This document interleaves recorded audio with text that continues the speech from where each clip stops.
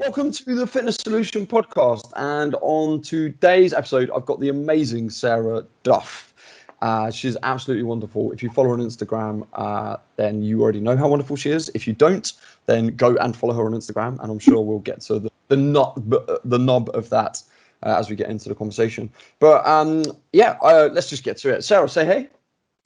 Well, hello, good morning, and thank you so much for having me on and for the lovely introduction. I thoroughly appreciate it. I always find it very amusing when I hear my full name for some reason.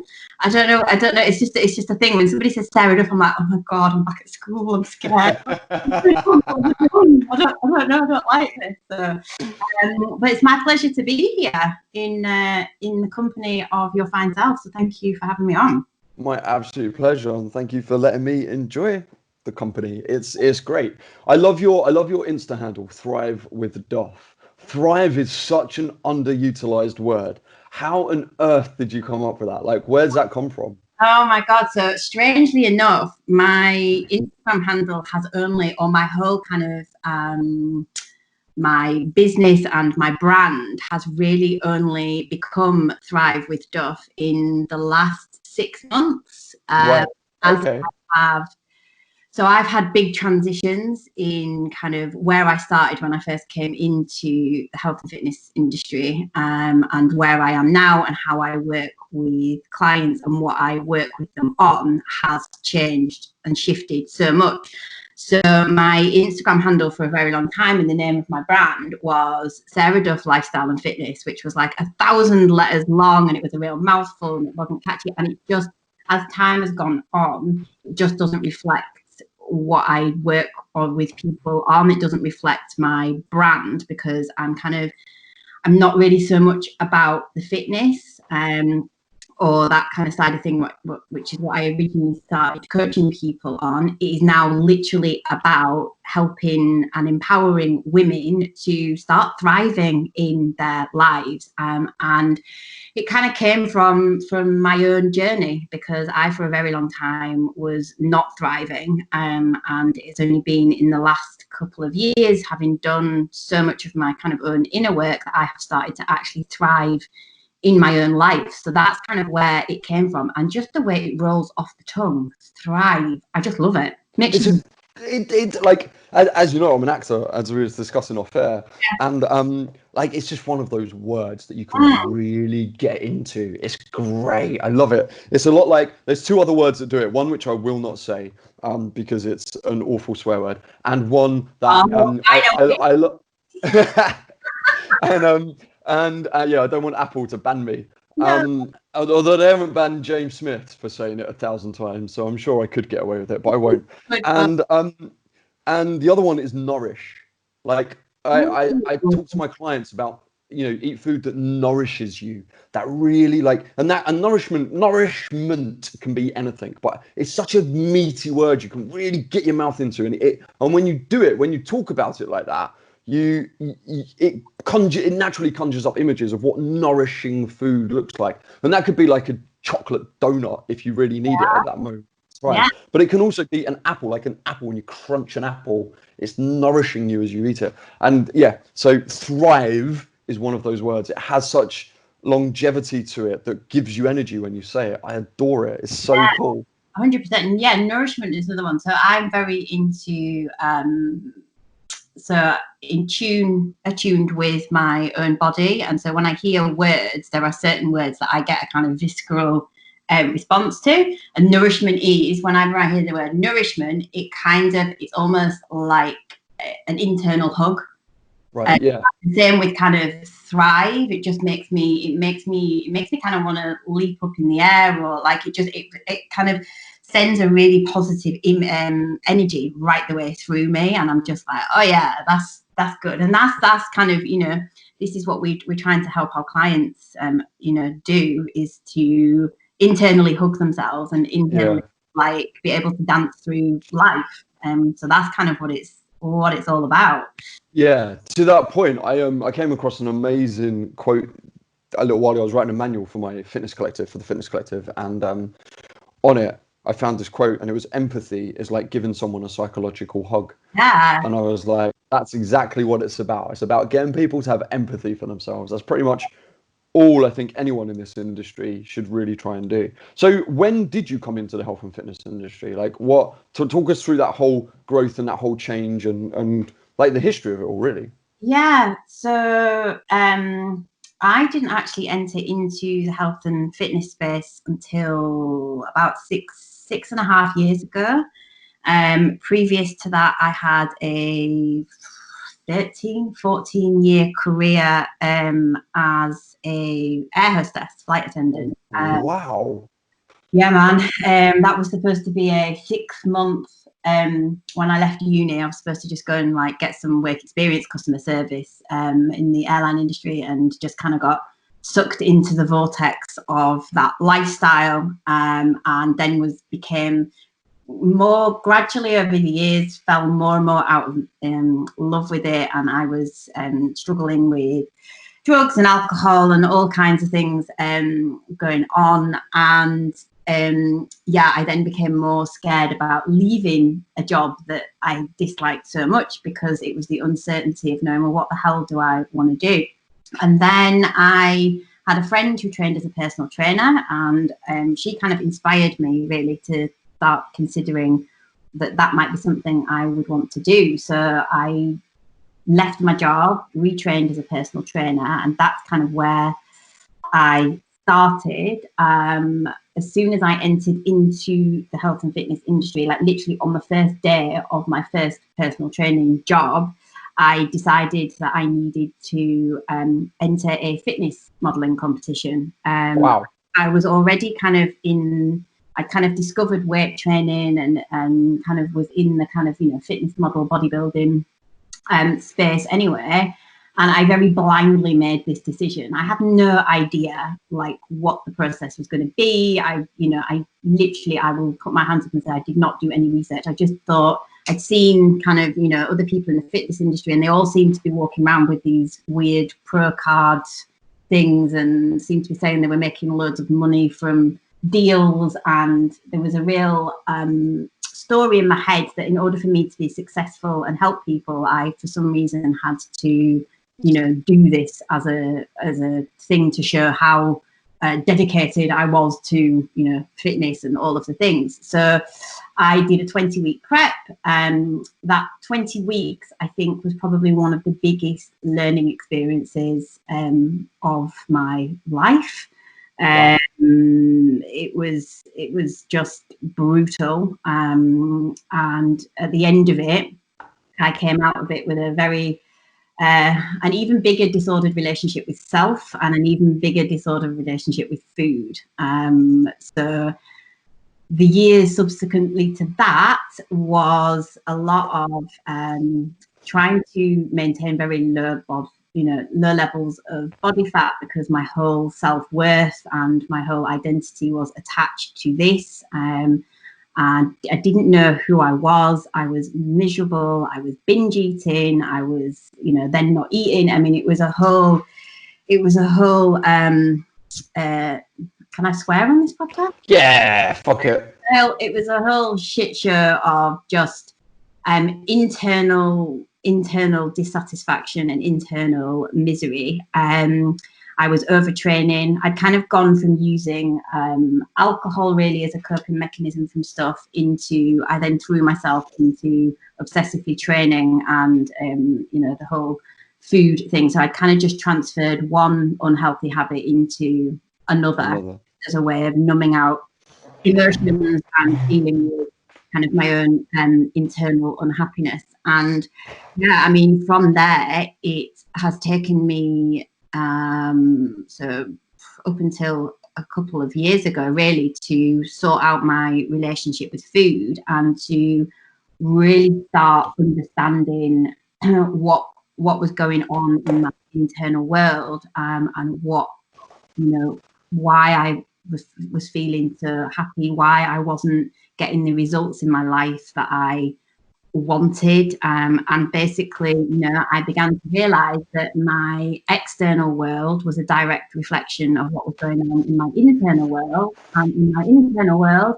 I had very low self-esteem. I had a lot of kind of undealt with crap from, as a lot of us have, from various things that had happened over my life. There was, limiting beliefs. There was all sorts of things going on that up until a few years ago, I really was, I didn't realize. And so that's kind of where this whole kind of transition then for my my brand and my business started, because I'd come into this and was coaching people specifically on fat loss, weight training and nutrition. And essentially I was just like, okay, as time has gone on, I've realized that people actually, yes, they need all of that, but unless you have the internal bit of you, your internal world sorted, and you understand what is going on, you will probably never generate the results that you truly want,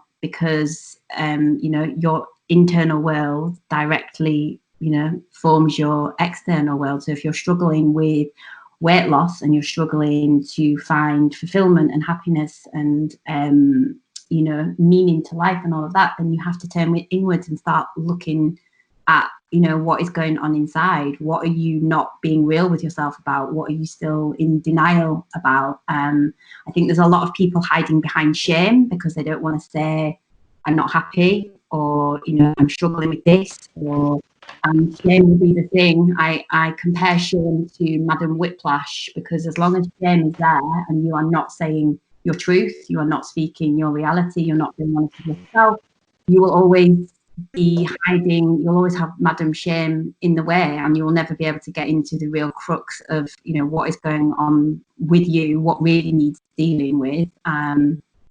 What is it that keeps making you sabotage your results? So that is kind of, I now coach women on building relationship with self, in short. So uncovering the blocks and then rebuilding their self-esteem, so that all the other relationships in their life, whether it be food or alcohol or people, they will then become healthier as a result of an improved relationship with self, because we are the foundation of our world, basically. It all starts and ends with us.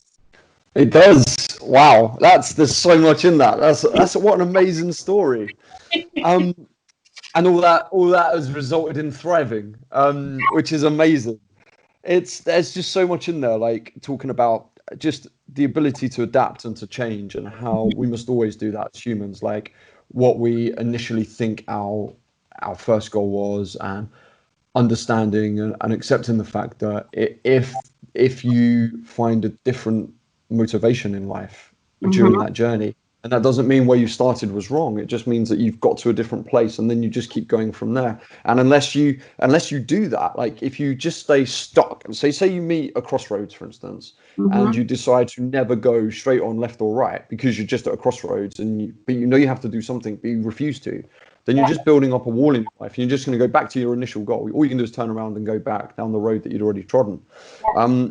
I used to talk a hell of a lot about people. I haven't spoken about it in a long time, actually, in that like I build like a corridor of fitness for people, a corridor of fitness, and I talk about it in terms of their happiness or confidence or anything like that. Like I like, in fact, life is basically just a corridor, and there's loads of doors on this corridor, and you can open one and you can look what's behind Pandora's box. Open it, and if you feel like that's not the right door for you, you can come back and walk further down the corridor and find a different door. And there's nothing wrong with that. Like it ties into that like sunken time philosophy, doesn't it? Like the more we're invested in something bad, the less likely we are to pull out of it, just because we're worried about lost time, we're worried about what's changed. And I find it really interesting in that, like, you and I have a lot in common in terms of you've adapted, changed, and kind of reinvented yourself. And as have I. Like, I used to be, I still am a professional actor, but it's not really ever my daily focus now, into personal trainer. Before that, I ran theatre schools for children. Like, I've reinvented time and time again. And I'm much better for it time and time again. Otherwise, if I was still running my theatre schools, I'd be so unhappy and depressed. And I wouldn't be able to have phone calls with people like you, which really makes me just astounded. But then I'm lucky in that I've always had that compass within me, But for someone who doesn't have that compass, it's a really scary thing to try and discover and to understand about yourself. So how do you go about delving into that? How do you go about just figuring that out and realizing that actually if your course was set to northwest and you need to set it to north, then it's okay to set it to north, even if it means you might lose money, you might lose time, you might lose respect of some of your friends, you might lose respect of your parents, all these things. How do you make sure that doing what is right for you is what you're meant to do?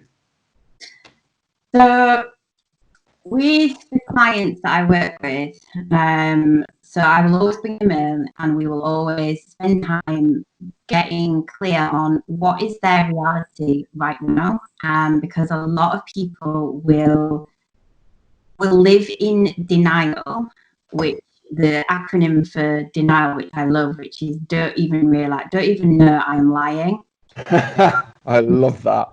Yeah, so bring them in and we get very clear because people are very good at pretending that things are okay and almost surrendering to that thing of, okay, well, this is just the way that it is. And so, I'm just going to sit back and play like I'll just sit back and accept it, which is basically a form of self-sabotage. Because if you think that you don't deserve anymore or you can't have anymore, then you're basically sabotaging your life results if where you are right now is not making you truly happy. So I ask people all the questions and I ask them, are you happy? Is your relationship making you happy? What is lighting you up?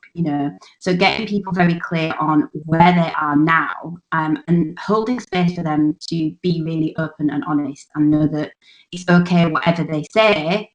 This isn't about them. Many people fear being judged, so they will never truly say, okay, this is where I am at.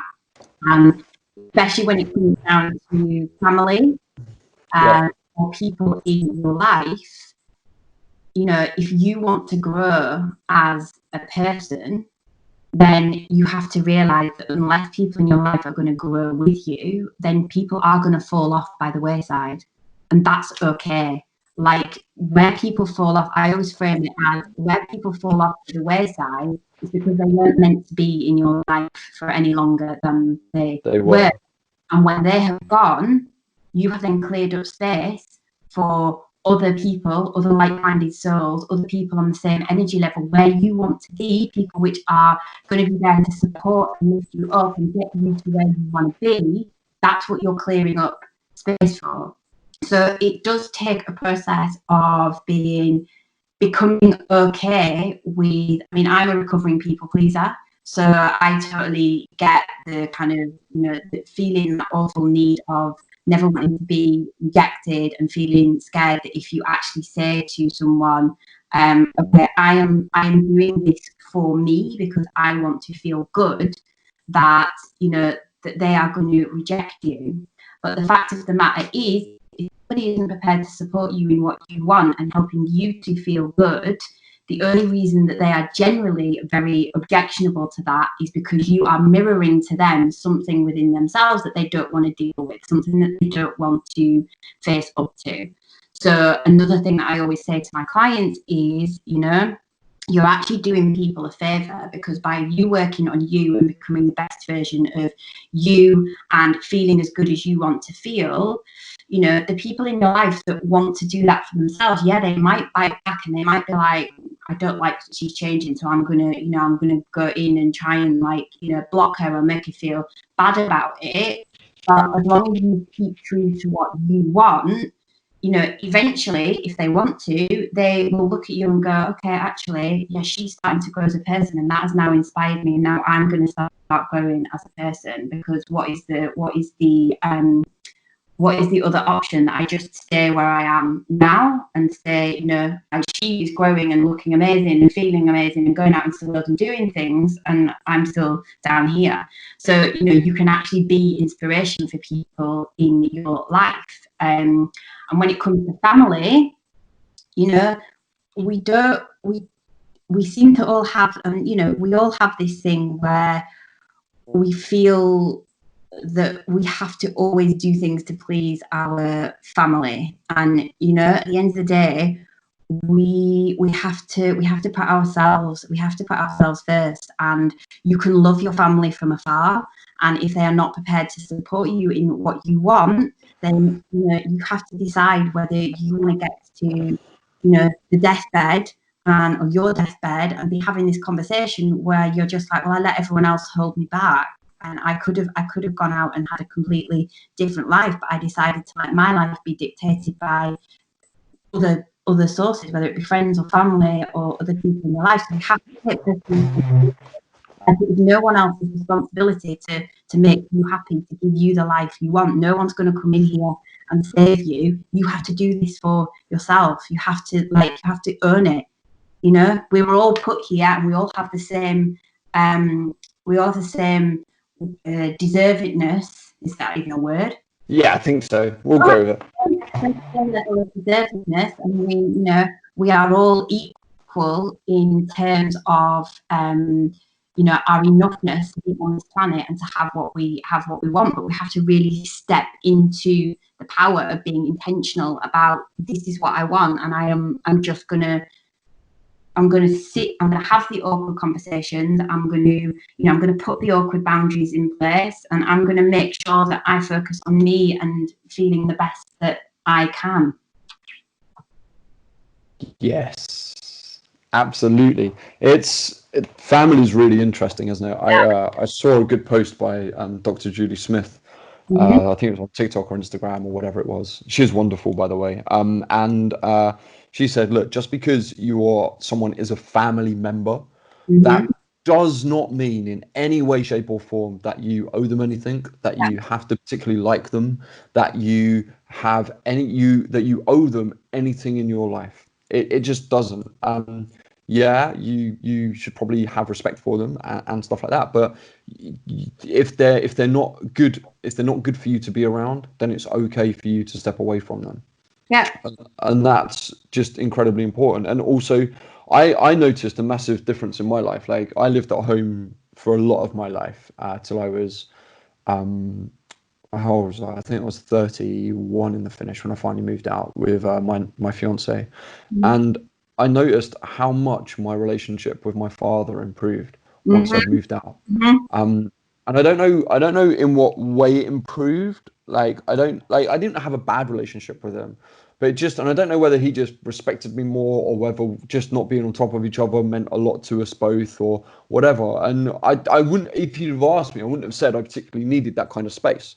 But our relationship just improved, like dramatically so, and it was lovely. And like, I wasn't hanging around for him. I was hanging around because I was poor, broke, and had no money, which is probably why he didn't like me. No, it's not true. He does like me, but it is interesting how when you make a big decision like that, like what your fears are may not ever come home to roost. I know this is true of a lot of LGBTQ. I get confused. People, and one of my good friends, one of my old clients actually, he started a podcast called Coming Out the Pod, and it was all about his coming out stories and other people's coming out stories, and it got quite famous people on it.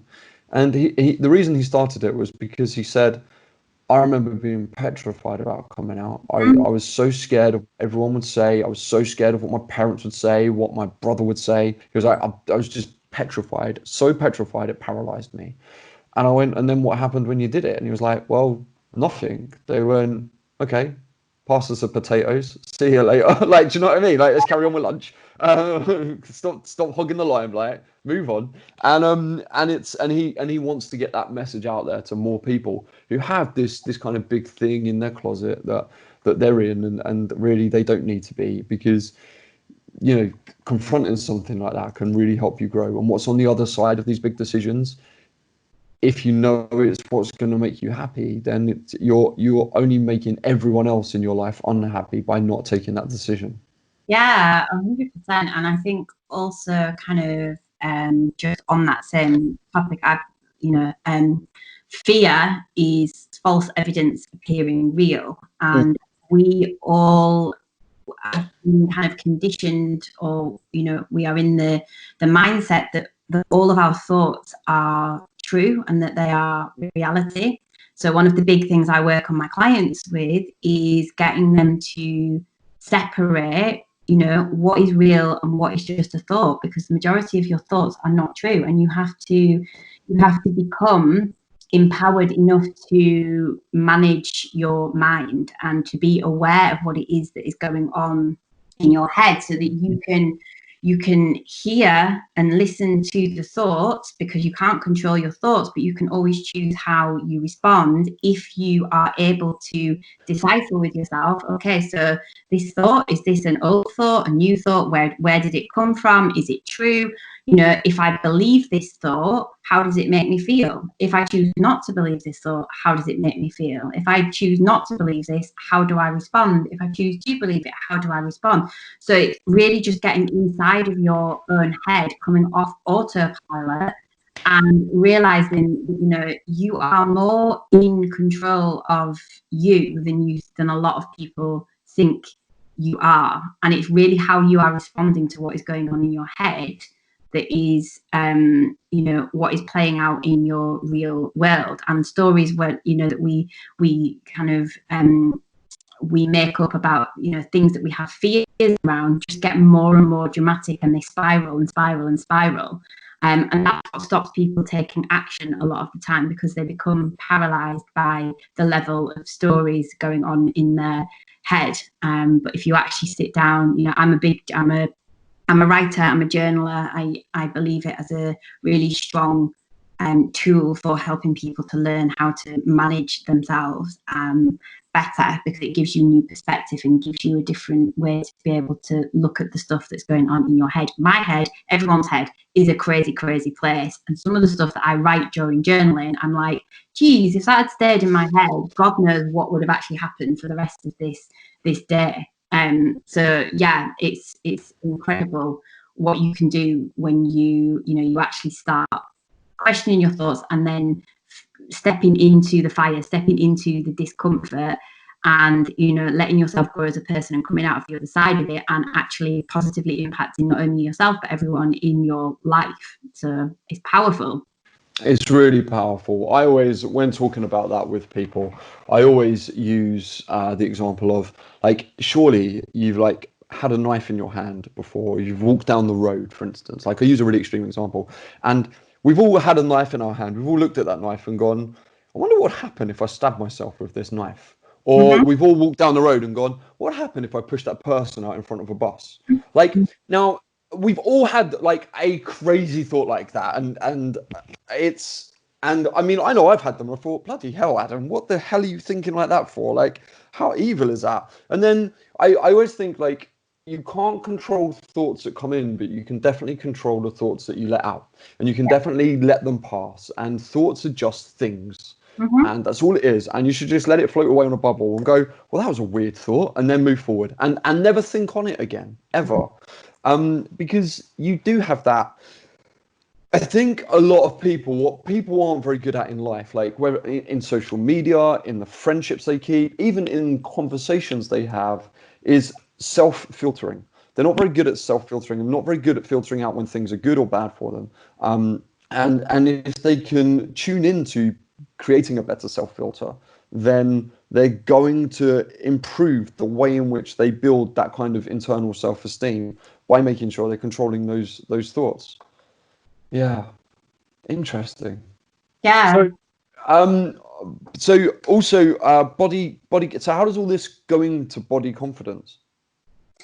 So for many years I was chasing what I thought was confidence, and I was chasing the feeling that you get when, you see that number on the scale, or you get into those small jeans and you're like, yeah, this is amazing, and you get that kind of like, woo, kind of life is good. But what I noticed was that it was very short lived, and I would always end up back feeling like internally quite crappy. And what I realized over time is that it wasn't confidence that I was needing to work on, it was actually self esteem. And so it was about really working on the relationship with myself and realizing that I have permission to, first of all, that I am not defined by my body, by my body fat levels, by what size jeans I'm wearing, by any number whatsoever. I'm defined by my experiences, who I am as a person, how I show up on a day-to-day basis. And this thing that I am in is, it is part of me, but it is not kind of at my soul level who I am. And so I then had to start working on, accepting that, my body didn't need to, it wasn't going to change my life, basically. Whatever I did to my body, it was not going to bring in the results that it wasn't going to make me feel the way that I wanted to feel, because that's what we're all chasing.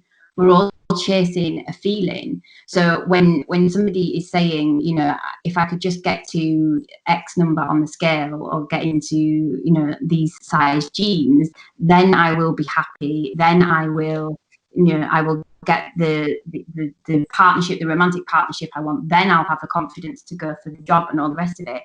And that just isn't the case. You have all of that within you now, but the relationship with yourself, like your self-esteem, has become so disconnected, and you don't believe that because of life conditioning from kind of childhood.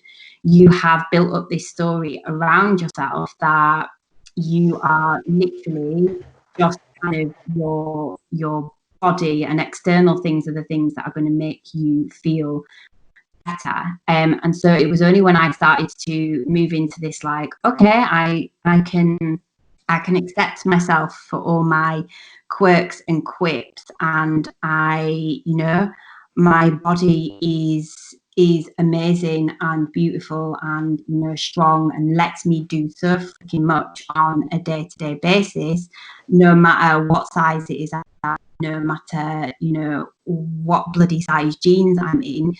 That's not the thing that is going to help me feel good, like feel like I want to feel. That is a state of mind. And so when you work on changing the perspective of how you view yourself, and you work on like, basically, I wouldn't even say in the initial stages, it's not about working on self-love, it's working on about self-acceptance, and accepting that you are enough, and you are beautiful, and you are capable, and you are everything that you ever need to be right now, in whatever size your body is at.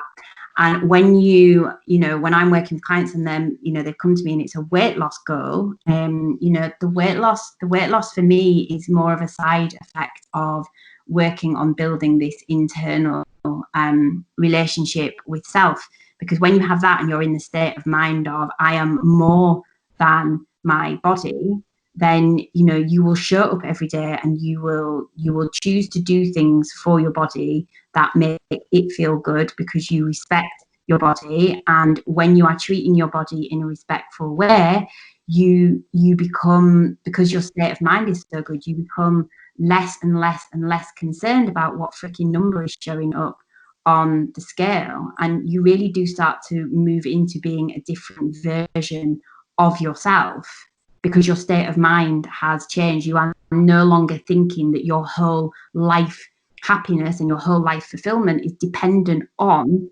this being a certain number or a certain size, or whether you do or do not have cellulite, or whether you do or do not have, like, the word that I hate most in the world, bingo wings, or whatever the other terms are that get the roll of fat.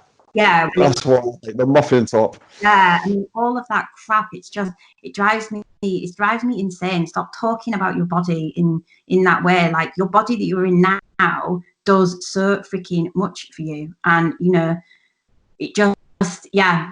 So it's about a state of mind, basically, and stop insulting your body. I mean, I do the best friend tactic with I use myself and with my clients, or the little girl tactic, which is just anything that you wouldn't say to your best friend, or anything you wouldn't say to your little girl self regarding your body, then you don't say to yourself as an adult.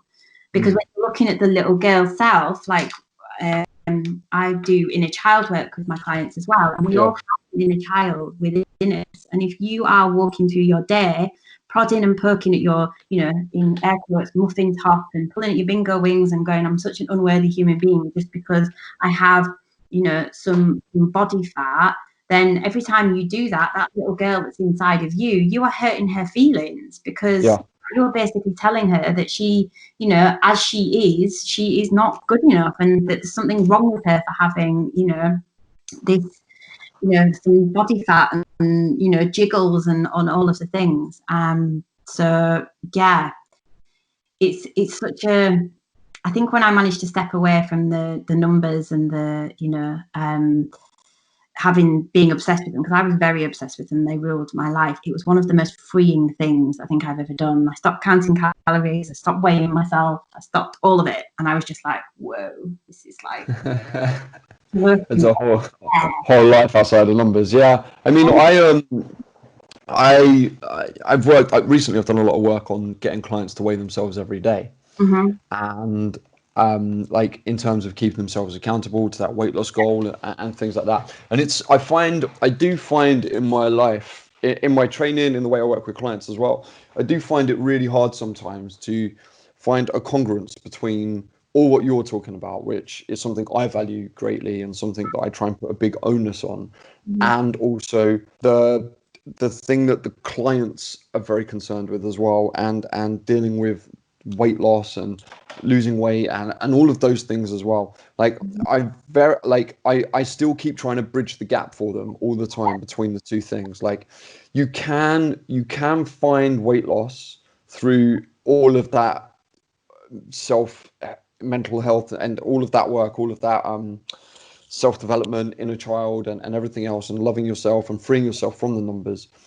But then there's also people who have that goal in mind all the time, and it is dominating their lives. I think sometimes it's good to expose someone to it, so they can then, when they do have to step off of it, they find a new freedom again, or they can find a balance within it. It's something in my head that I'm still trying to figure out, as you can probably tell the way I'm phrasing all what I'm saying right now.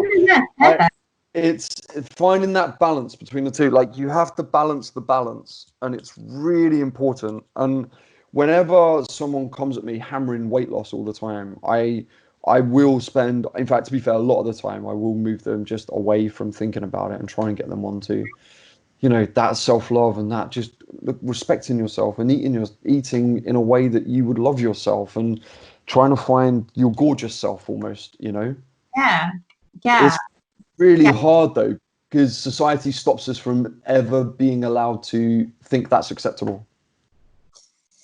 Yeah, but then you have to then take ownership of yourself in that situation, because yes, there is societal pressure in our world around us, but then it's about kind of editing what it is that you are looking at. And so for example, just something as simple as going into Instagram and detoxing all of the accounts that don't make you feel good, all of the accounts that presenting the perfect body image, or hammering home numbers and this and this, and just making sure that what you are taking in, how you curate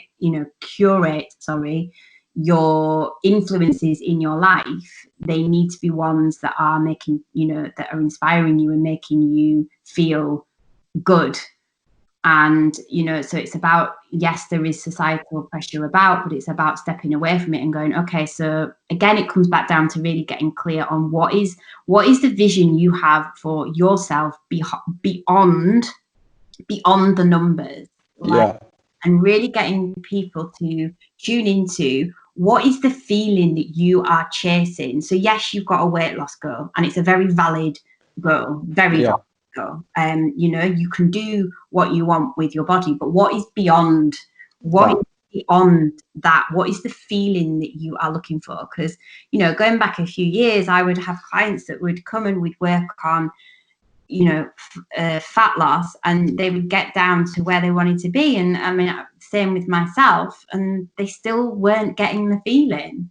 And so the problem with focusing solely on the numbers and being obsessed with the numbers is that very often people get a very huge expectation hangover when they reach their goal, and actually for them as much as they thought that they were going to, because there was too much focus on the number and not enough focus on the self and the feeling. But I understand 100% where you're coming from.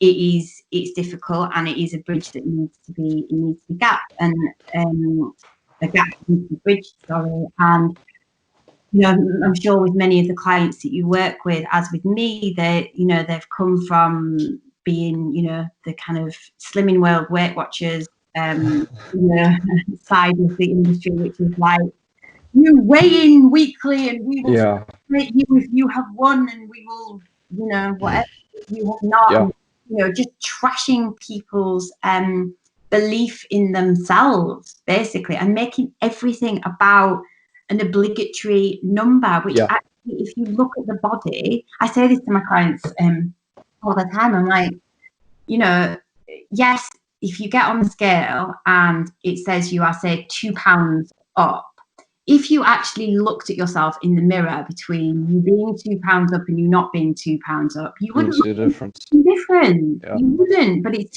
the power, it's the emotional attachment to that number. So it's a big thing of like getting clear with people on what does that number actually mean to you? How much of your life, happiness and attachment have you got, like, invested in that number? And do you need to shift the focus and invest in other things, and invest in, focusing on how you are feeling? It's hard, isn't it? Because so many people do believe that number will make them happy. And they will sit there and they will stare you blind, like they've not screamed at me in my face, but they have told me for consistently, one of my clients, for 2 years, that number will make her happy when she gets there. And I stand there, I go, it won't. And she's like, no, it will. I'm like, no, it won't. And I know it won't. You know it won't. But getting someone to believe that the number isn't the issue, and we need to direct you into other ways. Like, I'm always happy to help her conquer the number. Like, I'm always happy to get her to work on it. But it's like we push on that bit, and then we have to push on everything else for a good period of time, and then we push again, and it's constantly balancing what it is she wants and what she needs, and it is interesting because when something goes slightly wrong in her life, then everything's gone wrong, and it's just so hard to get that message to people and get them to believe it. Yeah, I mean, I'm sure you have asked her, but like, what is her expectation when she gets to this number, and like what is her sabotaging tendency? Like, what is it in her life that then, what's her glass ceiling, basically, on, where she gets to a point and then goes back to the familiar? It's for her, it's constant lack of belief in herself, constant stress, constant never ever, and it's also a belief of, like, I think truly it's a belief of unworthiness. Which is horrible, because like, she's an incredible human being and resilience galore, strength like, I've never seen in the gym before. Like, the strength is unreal, and there's so much to be celebrated, and it's just so hard to get some people to see that sometimes. I mean, unworthiness is at the root of, majority of people that are chasing numbers, and not even just numbers, people in general, their glass ceiling will always be, well, I'm only worth this much. So she believes that she's only worth a certain level of success in this area of her life. So she just keeps floating up, bashing her head on the glass ceiling, and then ending up back at square one. Yeah, I think she feels like I think she feels like she is at her maximum peak of success across her entire life, across like every aspect of life, finance, relationship, confidence, fitness. And like her career and everything. I think she thinks that's it. She's there, and now she's stuck here forever for the next 30 years until she retires.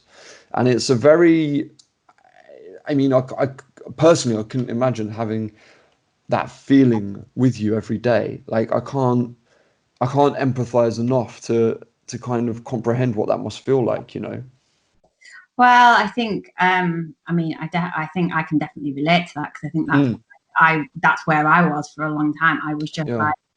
like, okay, this is it. I guess this is, this is just what my life is going to be. And it will take her to decide that, and as it took me to decide, that actually this low level kind of feeling dissatisfied all of the time, there has to be more to life than this. And for her to reach that level of being, okay, I want to see if there's more for me. I know that there's more for me. The lighting that internal fire of like not sitting back. Yeah, it's amazing. But hopefully she will, Crack she it. come to that conclusion. Because obviously we can be there to, support and empower, but people have to want that for themselves in the first place. Be curious. That's the real hardest bit, isn't it? It's getting them to believe that they have the power within themselves. Yeah, 100%. Why Queen Bee? Queen Bee. Oh my God, I haven't used Queen Bee for. It's on your side. It's behind you in your light box. Oh, on my light box. Queen Bee. So for a while, I played around with my branding quite a bit. Right. Okay. For a while, part of my brand was I was like, yeah, I've become like Queen Bee of my life. And then I just decided it didn't quite, because the Queen, I didn't really like that. For me, it just felt a bit like, that's not quite fully descriptive. But I just like I just still quite like it as a kind of, I walk in the kitchen, I'm like, yeah, I'm Queen Bee of my, my little yard. But maybe I should change it to. That's not going to fit on there though. It's also to do with space on the box. Five might fit in. I'd actually fit in there. You could get Thrive in there. I've got faith. Yeah, but yeah, Queen Bee was another thing. I had all these little quirky Queen Bee logos and things that I'd had done, and I look back at them now and I'm like, yeah, because the thing is, at the end of the day, I'm 42, and so there's kind of, I felt like that bit of my branding I kind of grew out of. And not to say that, when you're 42 that you can't have things, fun and whatever, but I was just like, no, I've moved into a different space of my life. I'm venturing down the path of like going insanely woo-woo with kind of myself, my own spirituality, and clairvoyancy and all sorts of things going on. So I was just like, Queen Bee doesn't quite sit. I need something a bit more mellow and kind of like, see myself sitting on a cloud with I like that, like unicorns and rainbows. Why not? Thrive rainbow like over my too right. Like, I'm a spiritual mama. Yeah, absolutely. I think that fits you much better, especially with your accent too. We haven't got into accents, have we? We was gonna have an accent. Accent off. Oh my God. But this is unfair, because I was unaware of your like years of acting. But one thing you're not aware of is I'm really bad at accents. What's your so if you were going into like an audition or something, and what would be the accent that you would choose to present to said auditioning people? Well, do you want to know one of the most depressing facts about the acting industry? Come on. It is the fact that they only ever hire you to be you. Interesting. So they never, like, you spend years and years and years at drama school learning how to be Hamlet and Romeo and Benvolio or Cassio, Iago, Othello. And you know, you spend years learning all these Russian techniques to transform your physical and metaphysical self. And then you get into a commercial and they're like, yeah, you look like a 6'4" Essex boy. Let's go. It's like, great, thanks. I remember I remember sitting in one of the first auditions I ever got was for an army commercial. I was in FHM, right, on this army commercial. It was on a ITV commercial. It hit billboards around the UK and it hit like FHM. What was the other one? Zoo and Oh one my of the, God, not. yeah, what nuts? That's it. It was I was in the metro, all these things, right? And I remember sitting there in this audition room, and I sat there, and there was a guy from the year above me at drama school who I never got on well with. I didn't like him at all, and he walked in through the door, and I was so angry. And I was in this room. There was about 40 people in this room, all just sat on a chair waiting for their name or number to be called, and um. And I sat there, I was like, I just feel like I'm a herd of cattle. Like, I just feel like I'm at a cattle market. This is ridiculous. And I remember getting really frigging angry. And I was like, I cannot believe, and it was all because this guy from the year above me showed up. And I was like, I cannot believe my agent has sent me to this, where I've spent 3 years at drama school, and they're literally like, I'm in a room full of Adam Berries. It's ridiculous. And I was so mad, and I went into the audition. And I just sat down and pretended to drive this forklift like you was meant to in the audition and that. And I walked out and I was like, I just went, bye, see you later. I got out as quick as I can. Like, not to the director, but to the guy from the year above me. And just had a really bad feeling all day. And then about, I don't know, maybe a week later, I get a call from my agent going, so they want you to do that commercial and it's worth a hell of a lot of money. And I was like, are you kidding me? I was so angry that day. He was like, it's amazing. The ones you don't think you're gonna get, you get. And it was great. And it was a funny feeling. But yeah, they don't like I've never had to play. I played a Yank. I played an American soldier. But you just get hired to be you. So when I was leaving drama school, everyone always said to me I was basically a younger version of Nicholas Lyndhurst, which basically meant I'm Rodney. So that's who I am. I'm Rodney. Your listeners know. I don't know where majority of your listeners are. Well, they know who Rodney is. If you They don't might know not from Only Fools and Horses. Yeah, they might not. A lot of them are in the USA, actually, my listeners. who are in the USA and you do not know who Rodney from Fools and Horses, you need to YouTube that and just have a look because it'll be comedy gold. Yeah. And then you'll just listen to this and think, you plonker, Adam. Oh my God, I love it. Yeah. You're know, from Hull, aren't you? You're from Hull. Hull originally. So yeah, I've got my accent is, I always think like the southern accent, so kind of your accent, it's kind a of real English accent. It's a bit more neutral. Well, I suppose like the counties like Bedfordshire, Hertfordshire, that's very, very neutral. London English. Yeah. Yeah, I mean, I can't really do any accents. That's not bad. I don't really know what that is though. Queen's English, right? Queen's English. Yeah, I can pronounce my word. Where I'm from, Hull, we don't do vowels very well. So no. Do vowels very well, so there you go, so all the time. Cut them off. It's weird. A weird accent. Well, when I first heard it, I was like, I just couldn't pick it. I wasn't sure if it was Geordie, but I knew it wasn't Geordie, but I couldn't tell where it was. But it's interesting. It's all on. It's northeast England, isn't it? I went too far away. No, you were. You did well. I remember being in the States years ago and got asked whether I had Russian and Australian. Yeah. The Americans always confuse English accent for Australian. Yeah, and I mean, I'm moving to Australia soon, so I'm going to stick out like a sore thumb. I keep telling my fiance, who's out there at the minute, I keep telling her, I'm going to teach your country to speak English properly because it does my head in. Oh my God, that's live. They've just gone back down into lockdown. I've got one of my clients, she's in Melbourne. Yeah. And they've just gone back into lockdown, haven't they? Yeah, my fiance's up in Queensland, so miles away. Oh my Like God. you can fit the whole of Europe into Australia. It's a massive place. It's insane. Yeah, I'm just waiting for them to lift the travel. I travel a lot. Like I go to Right. the States a lot. Oh, right. Okay. And so I'm just like, will you just open the airports? Come on, Mr. Trump. Let's open these borders. Let's What get things going. What do you do in America? So I my business partner. I don't know whether Sam Altieri, Salty Lifts. Okay. All right. Yeah. Yeah, so I spend a lot of time in the States because I love it, Yeah. first of all. And obviously, I'm an online, my business is all online, so I have the Yeah.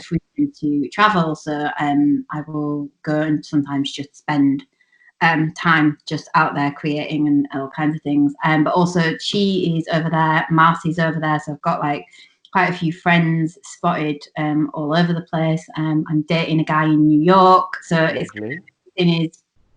everything is stateside, and one of my dreams as a East child, Coast, West Coast. yeah, one of my dreams as a child was, or what one of the things I've been working on manifesting is having this life where I'm kind of able to have UK and also the States, because I've always had a kind of a tie to it. So that's kind of what I've managed to create. So it's kind of That's interesting because when I was younger, I always had this inclination that I was American. yeah, it's weird. I don't know what it was. I just always wanted to be American. Like even to the point people would ask me, I'd be like, "Yeah, I'm half American. Like my dad's American, or like my granddad was American." I'd just be like, I'd make it up, just because I really, really wanted to be American because they're so cool. And now it turns out my kids will be Australian, and I'm going to be a live alone Aussie. But I could think of worse places to be. Yeah, 100%. So when are you getting married? Hopefully next year, October 2021. Hopefully, but it's all still a bit up in the air and stuff, isn't it? But Yeah. yeah, we'll see. It's going to be good. Oh my God, that's so exciting. So Yeah, you do an Australian accent then? I can. Go on then. Hit me. Dance, monkey, dance. Nah, let's do this. um, well, the Aussie accent, they always go up at the end quite a lot, so you have to talk a bit like that, and everything sounds a bit like a question, Yes, it even does. if it is a question or it's not a question. So that's how you kind of get into the accent. And then you can just play around with it a little bit more. So you can open up the vowel sounds a little bit and it can sound a bit more countrified. Or you can just get it all a bit more staccato and it sounds a bit like that. And I was on the phone to an Australian the other day and we was talking about sea freight and he just said, "Ah, don't worry, mate. The sea freight options will the prices will never change, mate. It's sea freight. They say mate a lot. And if they call you a mate, it means that you're basically a friend and they're just a really nice bunch of people." That's amazing. I think you nailed that. I think you can move there and fit right in with the locals. It's when I was at drama school, there was a whole swathe of things that was related to our language and how to blend in as humans in our society. We blend in and we adopt each other's language as much as we can. Yeah. And it is interesting. I'm sure you must notice it when you spend a long time in Australia. You start phrasing the same way they phrase. You start saying words that they say that you'd never say in the UK. Like my fiance always asks, like if she says, "Are you keen?" Like, do you want to do it? But they'll just use the word keen because in Australia they shorten everything. If it takes English 4 words to say something, they'll find a word and put an O on the end of it, and that's it, right? And so they just go, "You keen?" You're like, "What does that mean? Am I keen? I'm always keen. I've got loads of energy. What do you want from me?" And they're like, "No. Do you want to go and do it?" I'm like, "Oh right, okay, yeah, let's go." And so it's like that, and yeah, so. What I find is you blend yourself in like that. And when I was out there for 6 weeks last year, I was talking pretty Aussie, to be honest. Just the phraseology and the way it goes, and it doesn't take me long. And I'm very malleable like that because I have a really good ear. Like I Yeah. love listening to the way people sound. I love listening to the way people talk, and I can just slip in to what I need to when I need to. It's really handy. Like if you met me in America, you'd probably think I was a Yank. And all the Yanks would probably think I'm just taking the piss out of them. But it is really interesting. But then and I mean coming full circle in terms of what we do and stuff, you do almost have to teach people a dialect. You do almost have to teach people a completely different way of talking to themselves.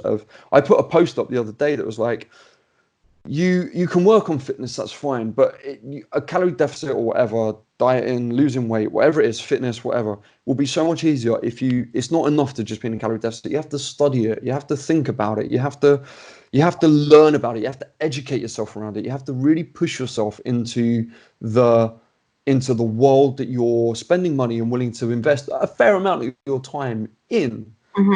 And by doing that, you're going to get so much more out of it. And all my clients, I try and coach them on talking like they're almost like they're me. Like, talk about your calories, talk about your education in the subject, talk about the way your body lifts, talk about the way things feel. Ask me questions about it, learn about it, and all of this, because that's going to empower you and educate you to move so much further forward. And it's exactly the same. So if someone is listening to this and they're kind of struggling a bit or whatever, think about, are you phrasing yourself like you're someone who is doing fitness at the moment, if it's a keen focus in your life? Are you someone who is working on their interior self? Do you talk about yourself in that way? And when we say things like positive self-talk, that's what we mean. We don't mean, oh, just say, oh, look, I'm a happy bird all the damn day. We mean use terms that align with your life. Use terms that align with your goals. Use terms that mean that you're moving forward in the correct way, that you want to be moving forward. And that's what positive self-talk is. It's not just going, oh no, saying things like I am worthy, I am genuine, I do have this value is important. But saying it without believing it can be as detrimental as not saying it at all. So, just push your self-talk and talk about the things that you like to operate in and exist in and you're trying to learn about. And that will help you reinforce things. Well said, my friend. Rant, wasn't it? The power of language is real. People don't realize how powerful. So yeah, what you say to yourself matters. Indeed. And Shakespeare believed that as well. Shakespeare knew that the human exists in the language he speaks. Yeah, smart guy, that dude. He was, wasn't he? Right, we better call it a day, I suppose. What a lovely chat it's been. Well, wait, before I forget, tell everyone how they can find out more about you. Sarah. Okay, so my main kind of social platform would be Instagram, which is Thrive. I forgot my own name then. Thrive with Duff is my handle, or my website is www.thrivewithduff.com, and I also have my own podcast, which is The Real You podcast with me, available on all normal podcasty platforms, and they would be the best places to find me. Come and ask questions, reach out, whatever you want. Perfect. How wonderful. From the bottom of my heart, Sarah, it's been amazing. I've loved chatting with you. I've loved connecting with you. I've loved following you, and it's been an absolute joy. So I'm sure my listeners will feel exactly the same, and I'm sure they're as grateful for your time this morning as I am. So thank you so much, and thank you for being here. Thank you. Yeah, and hopefully I hope you have a wonderful day. Thank you. You too. Awesome. Bye. Bye.